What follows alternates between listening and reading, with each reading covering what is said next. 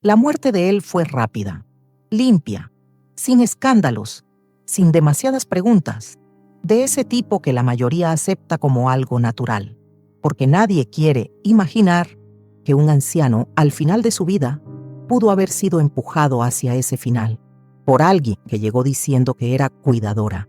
Pero Camila no lo aceptó.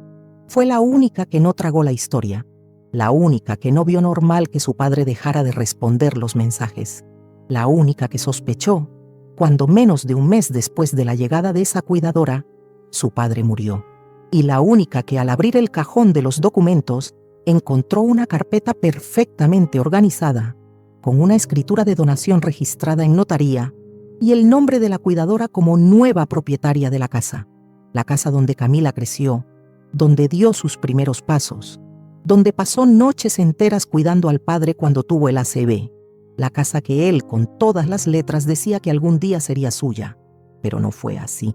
En el testamento oficial, a Camila le quedaron 2 terrenos, lejanos, sin valor real, ocupados por familias sin tierra, terrenos que solo traerían problemas, mientras su hermano recibió un departamento a nombre del padre, un auto de lujo que ya estaba a su nombre y, por supuesto, silencio.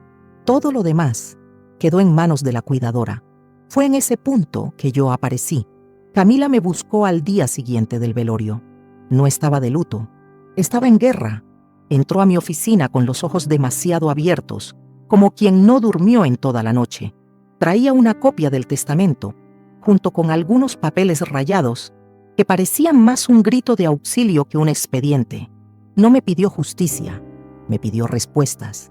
Quería saber si eso era real, si era legal, si era posible que un padre le dejara a su hija solo una promesa rota, mientras le entregaba a una desconocida el techo bajo el cual su hija había dormido por más de 40 años.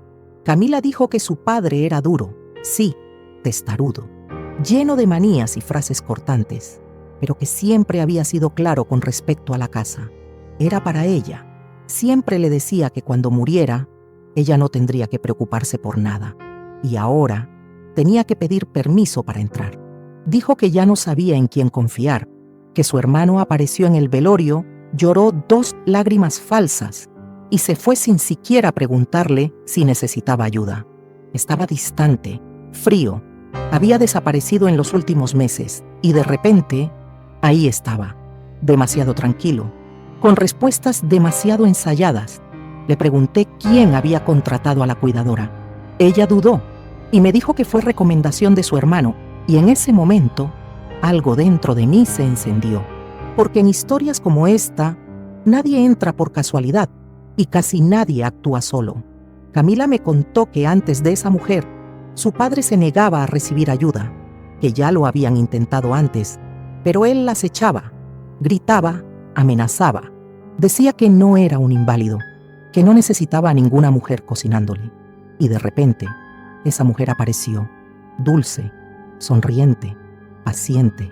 Y lo más extraño es que él la aceptó.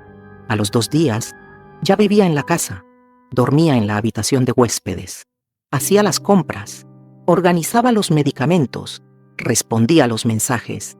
Camila pensó que era un milagro, pero los milagros no dejan testamentos confusos, ni casas donadas a las apuradas.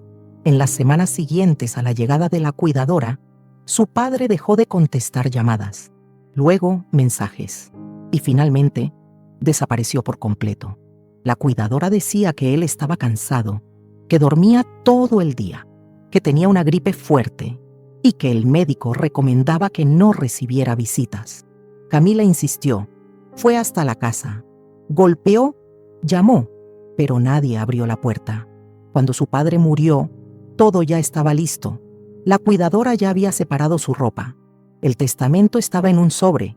La escritura de la casa ya había sido transferida. Camila solo entendió el tamaño del golpe cuando fue a la municipalidad a resolver un documento de los terrenos y descubrió que la cuidadora ya figuraba como dueña legal del inmueble donde ella había nacido. En ese momento lo supo. Eso no era coincidencia, era un plan. Y no podía enfrentarlo sola. He visto muchas cosas en los últimos años. Gente que miente por dinero, gente que manipula por amor y gente que desaparece cuando la verdad comienza a salir a la luz. Pero esa mujer no era solo una cuidadora, era el tipo de persona que entra sin hacer ruido y se va llevándose todo. Solo que, esta vez, dejó rastros y yo estaba a punto de seguir cada uno de ellos. Me llamo Isabela Duarte. Y si acabas de llegar, tal vez no lo sepas, pero no soy policía, no soy periodista y tampoco soy abogada. Soy solo una mujer que, un día, despertó hecha pedazos y decidió hacer algo con ellos. Desde entonces, me convertí en investigadora privada, no por vocación, sino por supervivencia. He acompañado traiciones, mentiras, fraudes, familias que se rompieron por dinero y otras que nunca fueron familia de verdad. Aprendí a escuchar lo que las palabras no dicen, a leer los vacíos, a seguir los silencios. Y si vos, como yo, también sentís que hay historias que no pueden simplemente ser olvidadas, entonces suscríbete al canal, porque no todo crimen deja sangre, pero todo silencio deja huellas. Camila me entregó una copia de la escritura. La cuidadora había recibido la casa por una donación formal, registrada en notaría, pocos días antes de la muerte de Rubens. El documento estaba perfecto, pero a veces el crimen no está en la forma, está en el tiempo. Fui al barrio al caer la tarde. La calle era tranquila, con árboles, casas antiguas de muros bajos y porches silenciosos. La casa de Rubens parecía igual a todas las demás, pero había algo invisible, como si alguien estuviera fingiendo normalidad dentro de un escenario que ya conocía el dolor. Toqué el timbre, esperé, nada. Toqué otra vez, y ahí fue cuando ella abrió la puerta. La cuidadora, ropa liviana, el cabello recogido con precisión, rostro descansado, ni una señal de duelo. Me miró con neutralidad, como alguien que ya está acostumbrada a recibir visitas y a negar todas. Dijo que yo estaba equivocada, que nadie había llamado a una investigadora, pero cuando mencioné el nombre de Camila, sonrió apenas. Una mueca irónica, casi un desprecio. Pidió 5 minutos. Dijo que solo quería entender mejor los últimos días del señor Rubens. Ella cruzó los brazos, negó con la cabeza, pero no cerró la puerta. Parecía demasiado cómoda. Detrás de ella, la casa estaba impecable. Muebles en su lugar, piso limpio, pero algo no encajaba. Una ausencia, como si Rubens jamás hubiese vivido ahí, como si cada rastro de su vida hubiera sido borrado. No había fotos, ni retratos antiguos. No había presencia. Solo esa mujer, en una casa que no era suya desde hacía un mes, pero que ahora parecía llevar su firma desde hace años. Me despidió con cortesía, pero antes de que me diera vuelta lanzó una frase, que hay familias que solo quieren lo que nunca cuidaron en vida. Esa frase se me quedó grabada, porque frases así no salen por casualidad. Salen de alguien que cree en su propio papel, de alguien que construyó tan bien su mentira que ya se olvidó de que miente. De camino a casa, empecé a revisar de nuevo los documentos, la escritura de la casa, las firmas, la fecha, la notaría. Contacté a una empleada del registro. Le dije que estaba verificando detalles técnicos, tratando de validar información para la sucesión. No dio muchos datos, pero mencionó que Rubens había ido en persona a firmar, acompañado de un hombre. Un hombre. No dijo el nombre. No estaba segura, pero el tono de su voz cambió. Dijo, casi en un susurro, que ese hombre parecía ser quien manejaba todo. Rubens estaba un poco confundido, hablaba poco, y fue ese otro quien conversó con los funcionarios. Cerré los ojos por un segundo, y lo entendí. Esa mujer no actuó por impulso, y tampoco actuó sola. Esa noche algo me impidió dormir. No era miedo, era inquietud, como si una pieza de esa historia estuviera girando en falso. Al día siguiente, estacioné el auto 2 cuadras abajo de la casa de Rubens. Esperé, sin expectativas, sin un plan.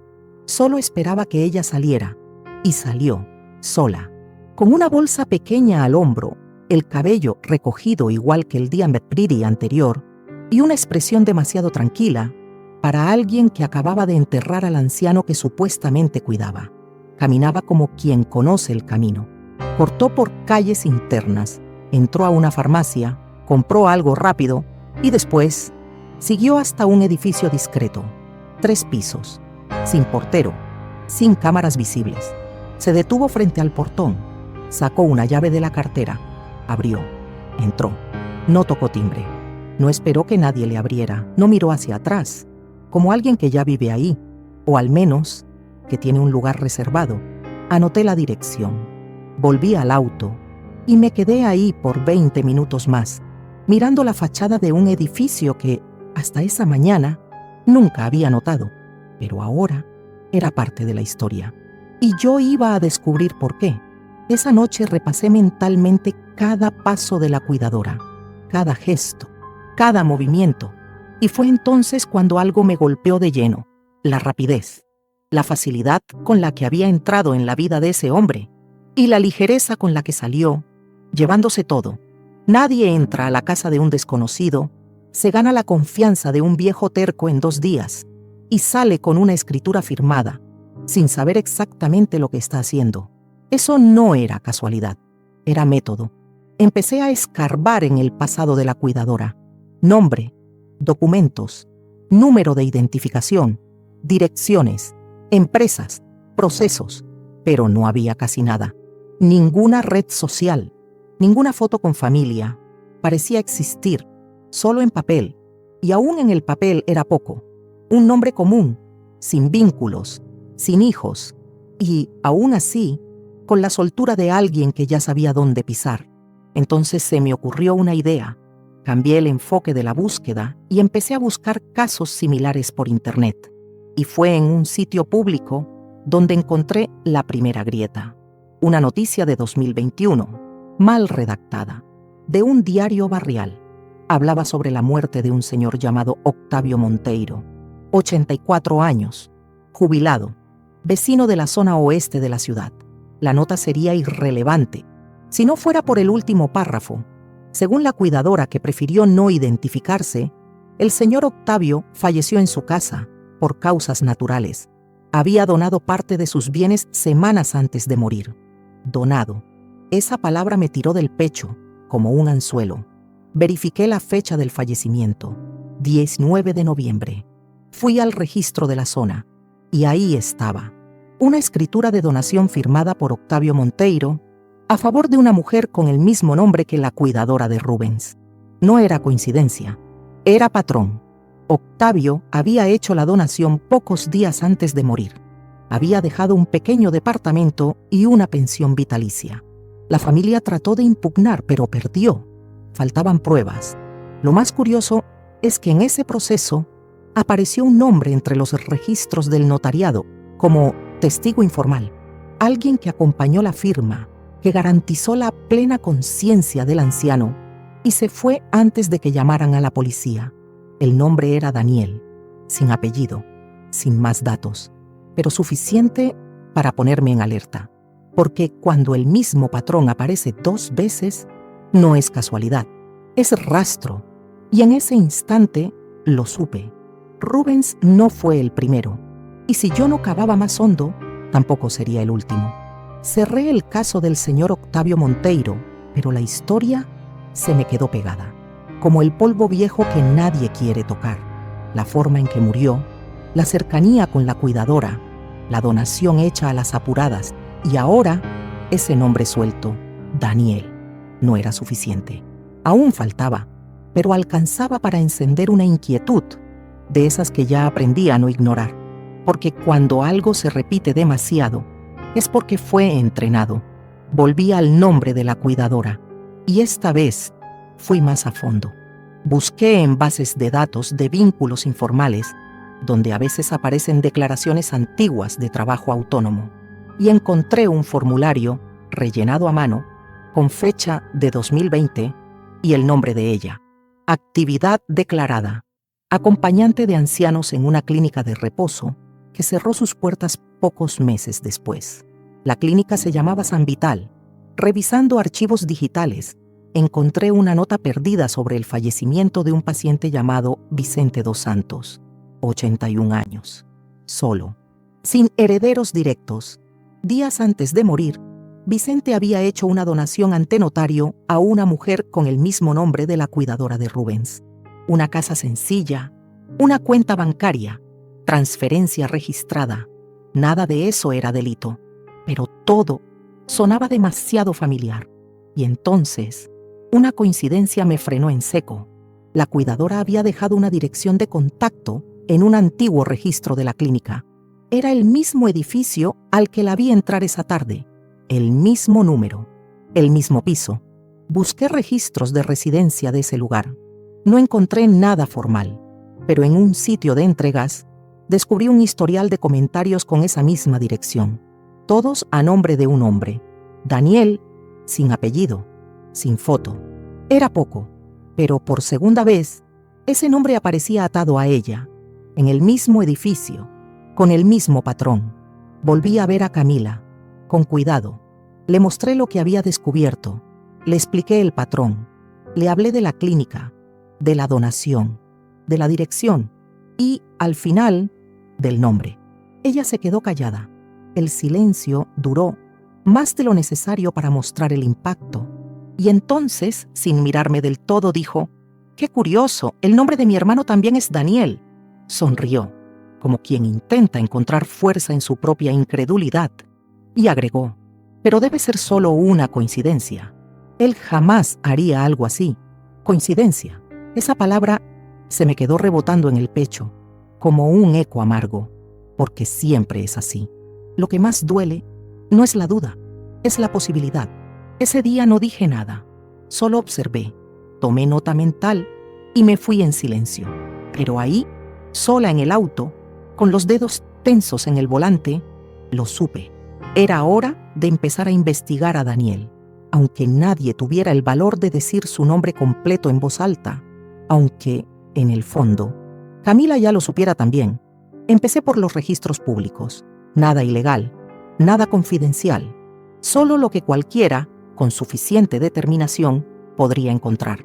Busqué el número del edificio donde vi entrar a la cuidadora. Crucé los datos con registros de correspondencia y ahí, en una solicitud de entrega realizada semanas antes de la muerte de Rubens, aparecía el nombre completo del destinatario: Daniel Marins. La cuidadora no había usado su dirección para nada, usaba la de él. Era sutil, casi imperceptible, pero en una investigación, los detalles son los que sangran. Con el nombre completo en mano, fui al sitio del registro mercantil y descubrí una empresa individual antigua, cerrada hacía años. La dirección, al momento de abrirla, un departamento que alguna vez fue propiedad de Rubens antes de ser transferido por donación. ¿Y quién figuraba como responsable financiero en un impuesto vencido de ese mismo edificio? Daniel. Ya no eran nombres sueltos, ahora venían unidos. Daniel, Rubens, la cuidadora, la misma red. Seguir solo por el camino legal era imposible. Siempre aparecían muros demasiado altos, así que llamé a una amiga de años, alguien que ya me había ayudado en otras investigaciones. Le pedí que buscara datos públicos de registros civiles en otras ciudades, porque si ese patrón se había repetido una vez, quizás ya había empezado mucho antes de Rubens. Y fue entonces cuando el nombre Vicente dos Santos volvió a aparecer. Un nuevo certificado, una nueva donación, el mismo modus operandi. ¿La mujer beneficiada? La misma cuidadora. ¿Y quién figuraba como testigo en ese documento? Daniel Marins. Camila nunca había mencionado ese apellido, pero una etiqueta en una vieja foto digital que encontré en su perfil no dejaba lugar a dudas. Era el mismo hombre, el brazo sobre su hombro, una sonrisa forzada y unos ojos que no sonreían. Esta vez no había lugar para coincidencias. Daniel había sido testigo de la donación de Vicente. Años más tarde, la misma mujer aparecía con Rubens. Y Rubens firmaba la casa a su nombre. No era suerte, no era casualidad, era método. Y Daniel estaba en el centro de todo. Esa noche, volví a abrir mi Biblia, busqué un versículo que una vez me sostuvo de pie cuando todo a mi alrededor se venía abajo. No temas, porque yo estoy contigo. No te desalientes, porque yo soy tu Dios. Cerré los ojos, pedí fuerza y pedí valor para continuar, porque lo que venía después era demasiado peligroso para ignorar, pero también demasiado verdadero para callar. A la mañana siguiente, volví al registro civil, el mismo lugar donde Rubens había firmado la donación. Consulté los libros públicos y ahí estaban las hojas, las fechas, los horarios, la firma de Rubens y la de la cuidadora. Pero algo me congeló por dentro. La primera vez había solo un documento, la transferencia directa, sin ninguna mención de Daniel.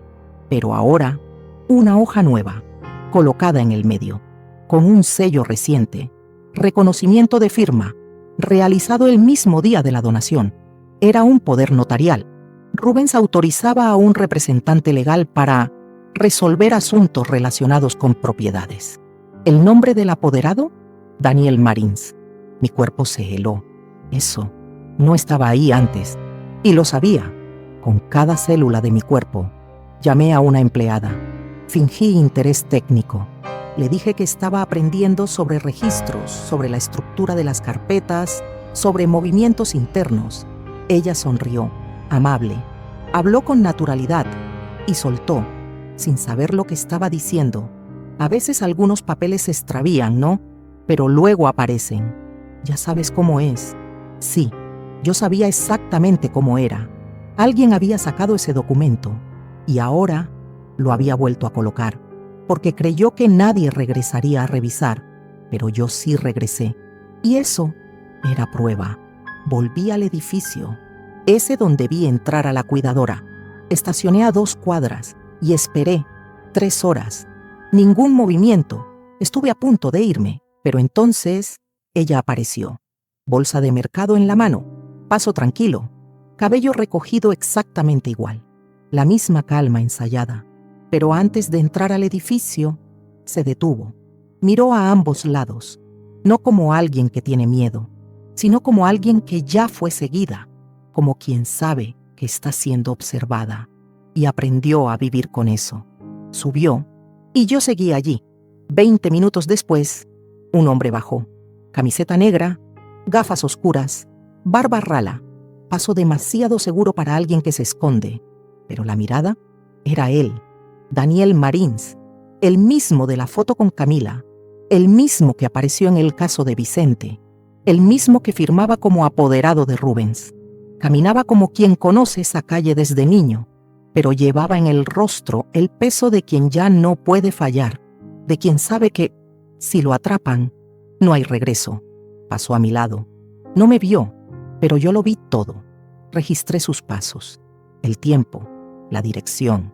Ahora, ya no se trataba de coincidencias, se trataba de conexiones, nombres, firmas, testigos.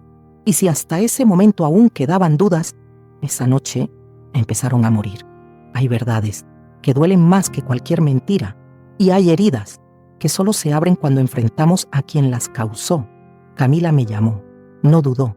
Dijo que necesitaba hablar con Daniel, que ya no aguantaba seguir cavando por respuestas, sin mirar a los ojos de quien, en el fondo, ya sabía.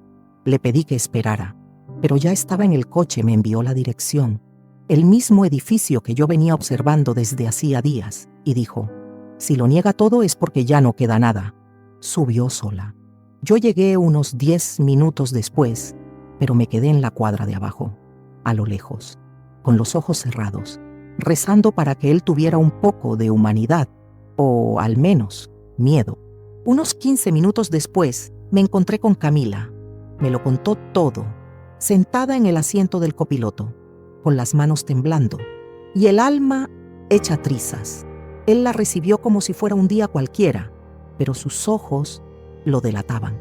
Camila dijo que empezó con calma, hablando del padre, de la casa, del testamento, pero cuando mencionó el nombre de la cuidadora, él se congeló. Disimuló. Preguntó, ¿quién? Como si no supiera. Camila insistió. Habló del caso del señor Vicente, de Octavio, de la clínica, de la dirección repetida, de las donaciones con el mismo patrón. Daniel se rió.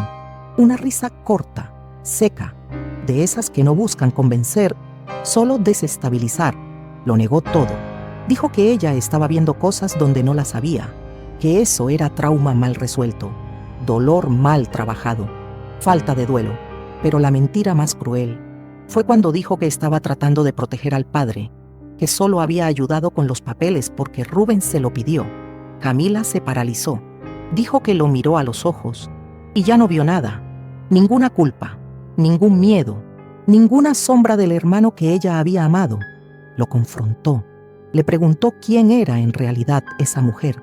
Dijo que ya había visto su nombre en al menos 2 casos más y que ahora estaban unidos por un hilo que nadie más podía negar. Daniel no respondió. Le dio la espalda, abrió la ventana, encendió un cigarro, como quien ya está lejos, como quien ya no se preocupa por lo que queda. Y ahí ella entendió. No se trataba de una herencia, nunca lo fue. Se trataba de perder a alguien por la avaricia, por el silencio, por el desprecio frío de quien sabe que hizo daño y volvería a hacerlo si hiciera falta. Camila salió sin llorar, pero en el coche sus ojos temblaban como si el mundo se hubiera terminado, porque en cierto modo se terminó. Me entregó el celular. Me mostró una carpeta de fotos antiguas. Ella y Daniel, cumpleaños, Pascuas, viajes. Él fue mi mejor amigo, susurró. Yo no dije nada, solo sostuve el celular y pensé en cuántas historias he visto morir así, porque cuando la mentira viene de afuera, te defiendes, pero cuando viene de adentro, te arranca pedazos. Esa noche, Camila ya no quería justicia, solo quería no haber descubierto la verdad, pero yo sabía que esto aún no había terminado. Daniel no era un accidente, era un proyecto. Y si alguien como él anda por ahí con gente que sabe manipular el final de la vida de otros, entonces yo iba hasta el final. Hay historias que no aparecen en los archivos, ni en los registros notariales, ni en los expedientes judiciales. Aparecen cuando alguien ya lo ha perdido todo. Encontré su nombre en un formulario antiguo. Era el contacto de emergencia de la cuidadora, registrado en la ficha de la clínica San Vital, Claudio Fernández. Ya sabes, en una investigación los nombres sueltos son invitaciones. Llamé al número que figuraba en el archivo. Recé para que siguiera siendo el mismo, y lo era. Me identifiqué con calma. Expliqué que estaba buscando información sobre una mujer que trabajaba como cuidadora. Del otro lado, silencio, pero no hizo falta insistir. Él sabía por qué llamaba. Quedamos en vernos en su casa. La casa era sencilla, paredes desconchadas, una mesa pequeña con marcas de cigarro, un olor a cosa antigua y mal resuelta. Claudio no hizo muchas preguntas, solo dijo: hace tiempo que nadie habla de ella por aquí. Contó que vivió con ella durante 5 años. No estaban casados oficialmente, pero hacían vida juntos. Que ella era callada, observadora. Nunca fue dulce, pero tampoco cruel. Por un tiempo, él pensó que el silencio era solo su manera de ser, pero con los años, el silencio se volvió muro. Ella sabía sonreír cuando le convenía. Sabía qué decir delante de quien importaba, pero en casa era un fantasma. Las peleas empezaron pequeñas, cosas insignificantes, pero siempre terminaban igual. Ella mirando fijo, sin llorar, sin disculparse, sin cambiar nada. Y entonces apareció Daniel. Claudio contó que lo conoció en la clínica San Vital. Decía que era solo un colega, un administrador que se encargaba del papeleo, nada importante, pero empezó a llegar tarde, a esconder el celular, a evitar conversaciones. Él pensó que era una simple infidelidad, pero no, era algo peor. Claudio contó que el primer golpe ocurrió aún durante su relación. Un anciano de la clínica, sin herederos, sin visitas, Vicente. Él se dio cuenta de lo que estaba pasando cuando encontró un papel en su bolso, una copia de una escritura, firmas, sellos y, en el pie de página, el nombre de Daniel como testigo. Ella no dio explicaciones, no pidió perdón, simplemente empacó sus cosas y se fue, como si la relación con él hubiera sido solo una dirección temporal. Suspiró, como quien guarda luto. Él pensaba que ella solo era fría, pero ese hombre, Daniel, le quitó lo poco bueno que le quedaba. Todo fue planeado por Daniel. pero ejecutado por ella. Él era el cerebro, ella la mano. Al principio parecía que ella era solo una pieza, manipulada, llevada por las circunstancias, pero luego le gustó, dijo él con voz áspera. Le gustó la sensación, el dinero, la forma en que pisoteaba todo sin que nadie sospechara. Ella se sentía poderosa. Claudio intentó advertir, intentó hablar con gente de la clínica, con familiares de pacientes, pero nadie le creyó. Ella era la cuidadora perfecta, discreta, educada, puntual. Él se quedó con la culpa, con la etiqueta de exmarido rencoroso. Nunca tuvo pruebas, solo recuerdos y arrepentimiento, susurró. Antes de que me fuera, me entregó una foto de los dos, ella más joven, con un vestido blanco, una sonrisa pequeña y un papel con una nota escrita a mano, la dirección de un apartamento, uno que él juraba que había sido usado por Daniel en 2020. Durante el primer golpe, le di las gracias. Salí en silencio. En el coche apoyé la frente sobre el volante. Respiré hondo, porque ahora la cuidadora tenía un rostro más nítido, y no era el de alguien que cuida, era el de alguien que elige el lado más oscuro y aprende a sobrevivir en él. Y Daniel era la luz que la condujo hasta ahí. Fui hasta la dirección que Claudio me había dado. Zona Sur, edificio viejo, sin portero, paredes manchadas, silencio de lugar olvidado.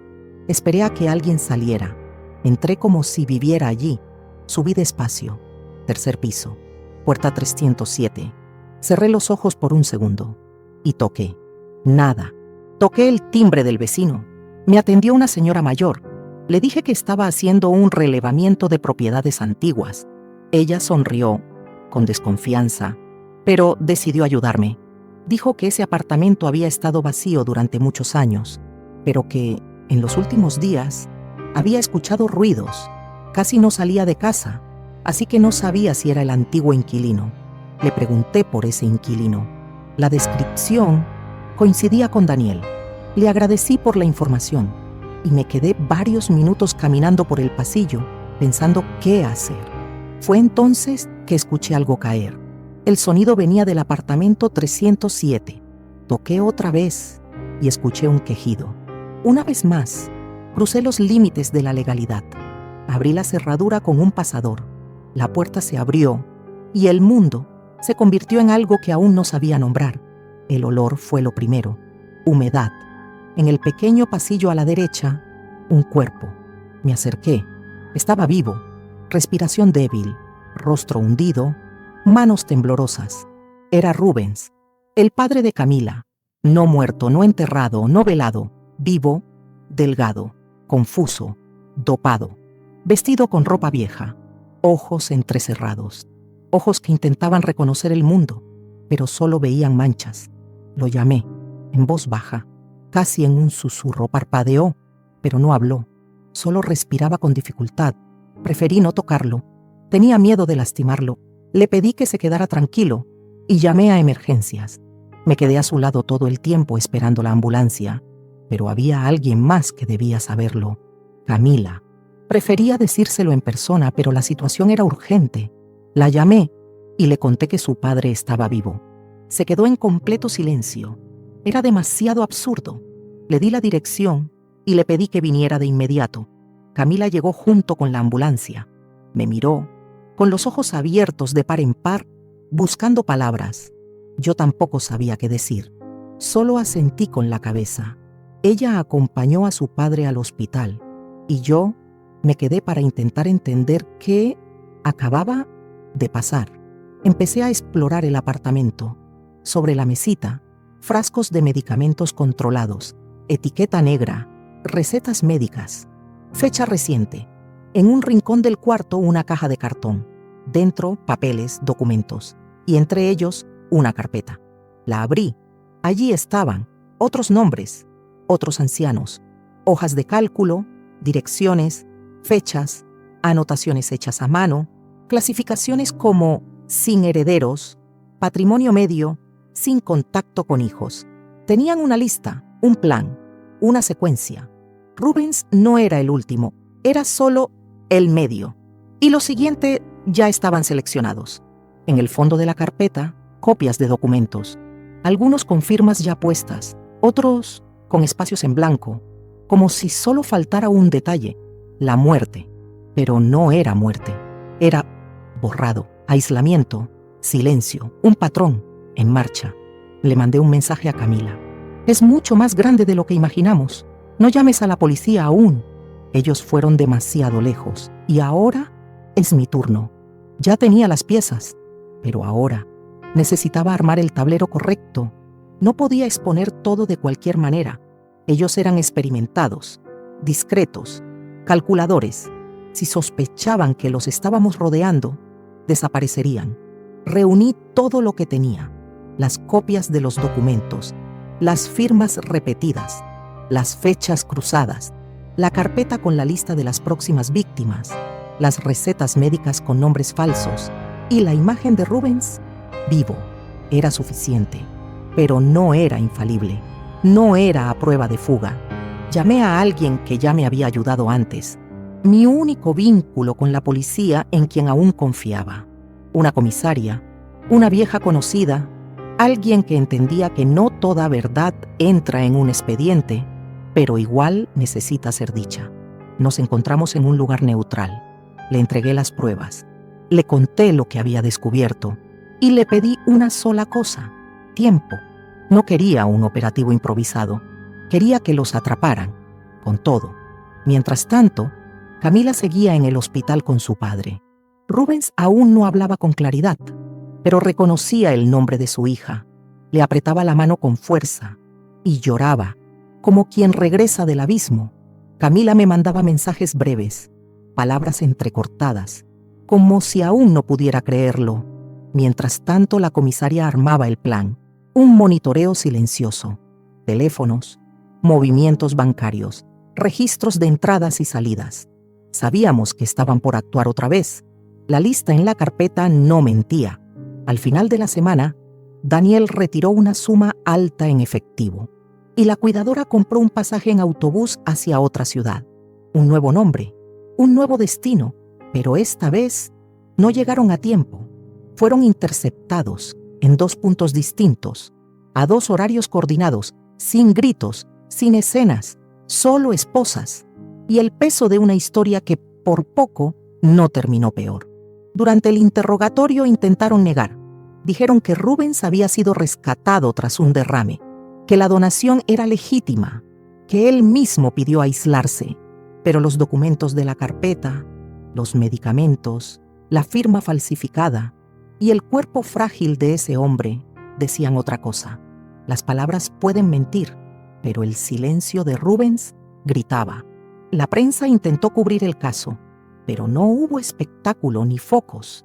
Camila no quiso dar entrevistas, solo regresó a casa con su padre, una casa distinta, alquilada, más pequeña, pero con lo más importante: vida.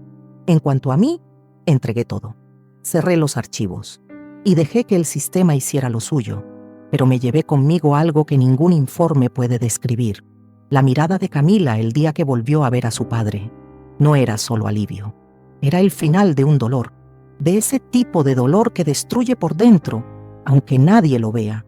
Estuvieron cerca, casi lo logran, casi se salen con la suya, pero olvidaron un detalle: la verdad no muere, espera, resiste, sangra en silencio, hasta que alguien tiene el coraje de escucharla. Gracias por llegar hasta el final. Si esta historia te dejó sin aliento, debo decirte que no fue la peor que enfrenté, porque algunas mentiras roban una casa, pero otras nos roban por dentro. Si quieres entender por qué empecé todo esto, mira la historia de la traición que me rompió en 1000 pedazos. Fue ahí donde dejé de ser esposa y me convertí en investigadora privada.